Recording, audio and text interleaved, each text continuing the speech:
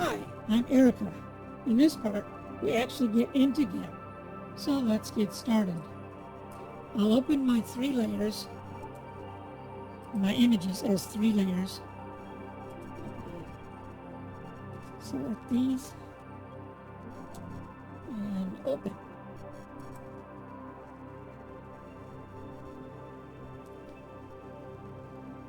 And there we go. Now they're not in the order I want, so let me order them here by taking a picture of Erica, isn't that me? And move it to the bottom of the stack.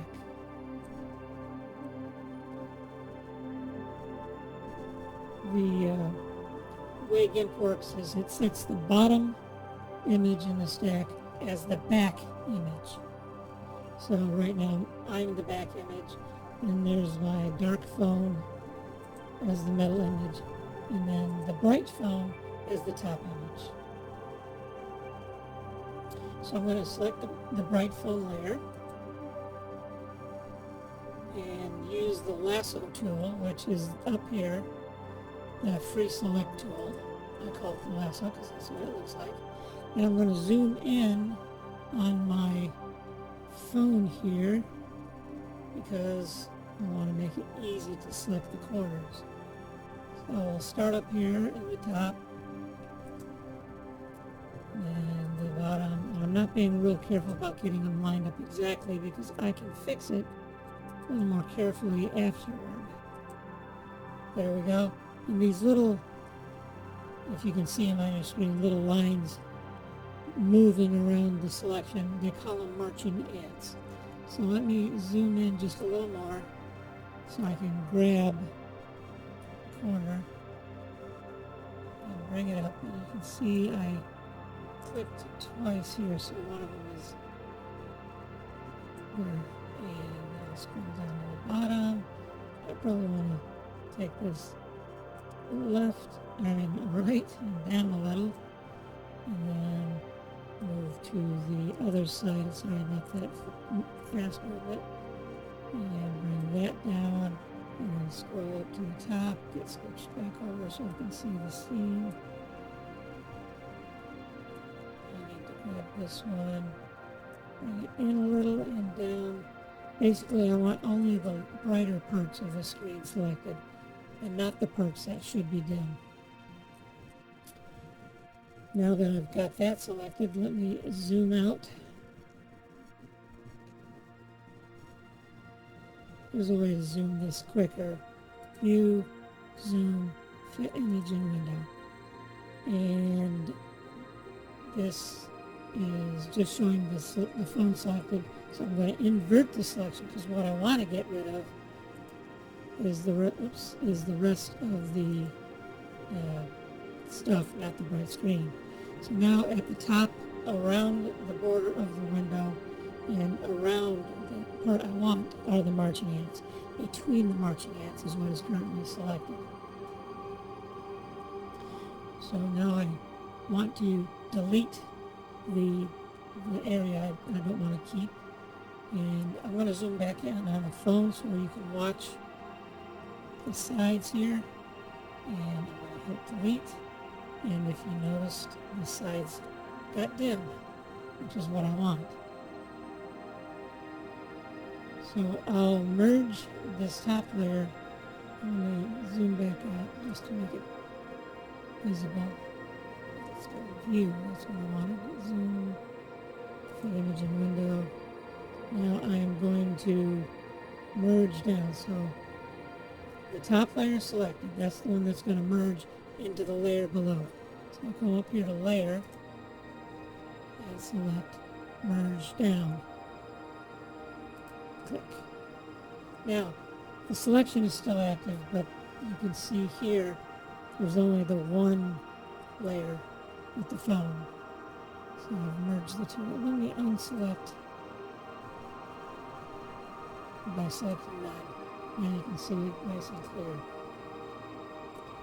Now I will crop the table and stuff and make it just the phone with a little bit around the phone to do some stuff a little bit later. oops, I want to use the rectangle select tool, and we'll go here, maybe about like this. And I want the phone sandwiched, so maybe I'll try it like this, and go about here. Oh, I got rounded corners. Let's not have those. There we go. Nice and square.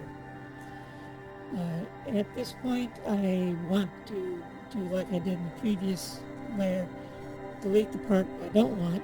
So I'm going to invert the selection, and now I'll press delete and make the table and most of the other stuff go away. So now I have a nice little insert for context. It's got the book still. However, it's a bit large. So I need to resize the layer. So let me come up here to layer, select scale layer, and I'm going to try 480 pixels wide. Let it adjust the height on its own, and click scale, and there we go. No, that's not so small. I'm not sure how I got that small. I thought I've done this before. Select, oops, where? Oh, I know what happened. Let me do this. Let me crop layers to content. Now this is the only part of that layer that exists.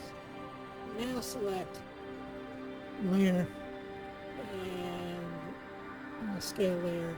Now I can do 480. Sorry about that. I got confused for a second.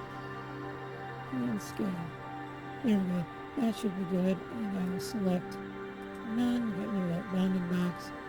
And what I want to do now is put a border around the scene. So let me grab the bottom layer, because I'm going to put the new layer on top of that.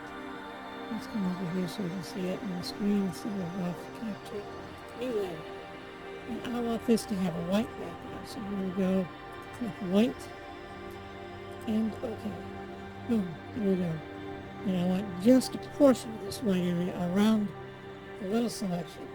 And to do that, I'm going to first, let me come back over to where I can see it on this capture window and do a merge down.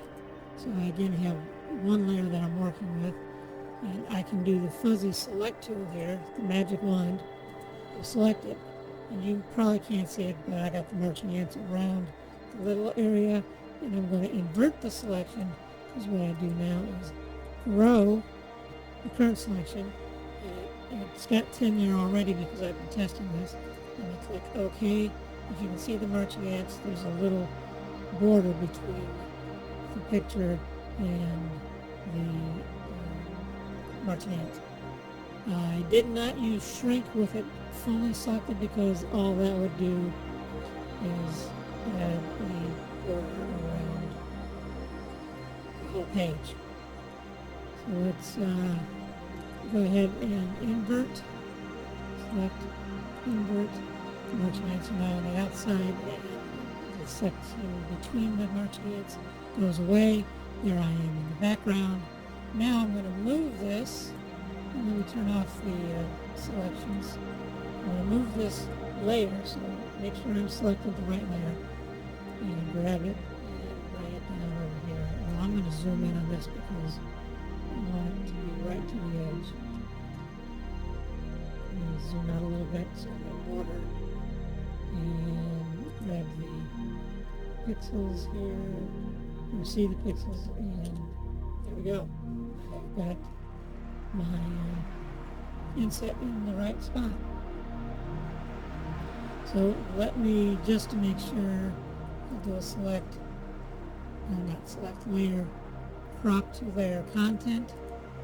That way only this section is actually the layer. All the blank space you see in the preview is not actually part of the layer. And that's it for this time. Next time I'll add some text to the site. Thank you for watching, and have a great day.